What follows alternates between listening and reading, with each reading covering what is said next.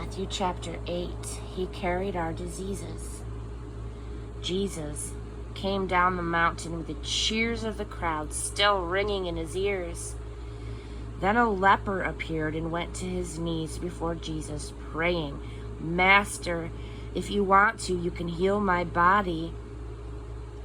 Jesus reached out and touched him, saying, "I want to, be clean." Then and there, all of the signs of leprosy were gone. Jesus said, "Don't talk about this all over town. Just quietly present your healed body to the priest, along with the appropriate expressions of thanks to God. Your cleansed and grateful life, not your words, will bear witness to what I have done." As Jesus entered the village of Capernaum, a Roman captain came up in a panic and said, "Master, my servant is sick. He can't walk. He's in terrible pain." Jesus said, "I'll come and heal him." "Oh, no," said the captain. "I don't want to put you to all that trouble. Just give the order and my servant will be fine. I'm a man who takes orders and gives orders. I tell one soldier, 'Go,' and he goes, and to another, 'Come,' and he comes, and to my slave, 'Do this,' and he does it." Taken aback, Jesus said, "I have yet to come across this kind of simple trust in Israel, the very people who are supposed to know all about God and how he works. This man is the vanguard of many outsiders who will soon be coming from all directions, streaming in from the east, pouring in from the west, sitting down at God's kingdom banquet alongside Abraham, Isaac, and Jacob. Then those who grew up, quote, in the faith, but had no faith, will find themselves out in the cold, outsiders to grace and wondering what had happened." Then Jesus turned to the captain and said, "Go. What you believed could happen has happened." At that moment, his servant became well.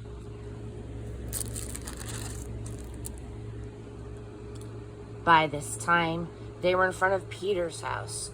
On entering, Jesus found Peter's mother-in-law sick in bed, burning up a fever. He touched her hand, and the fever was gone. No sooner was she up on her feet than she was fixing dinner for them. That evening, a lot of demon-afflicted people were brought to him. He relieved the inwardly tormented. He cured the bodily ill. He fulfilled Isaiah's well-known sermon. He took our illnesses. He carried our diseases. Your business is life, not death. When Jesus saw that a curious crowd was growing by the minute, he told his disciples to get him out of there to the other side of the lake. And as they left, a religion scholar asked if he could go along. "I'll go with you wherever," he said. Jesus was curt. "Are you ready to rough it? We're not staying in the best inns, you know." Another follower said, "Master, excuse me for a couple of days, please. I have my father's funeral to take care of." Jesus refused. "First things first. Your business is life, not death. Follow me, pursue life." Then he got in the boat, his disciples with him, and the next thing that they knew, they were in a severe storm. Waves were crashing into the boat, and he was sound asleep. They roused him, pleading, "Master, save us. We're going to drown, or we're going down." Jesus reprimanded them. "Why are you such cowards, such faint hearts?" Then he stood up and he told the wind to be silent and the sea to quiet down. Silence! The sea became smooth as glass. The men rubbed their eyes, astonished.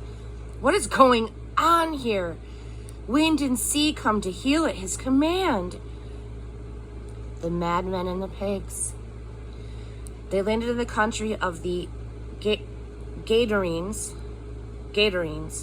and they were met by two madmen, victims of demons, coming out of the cemetery.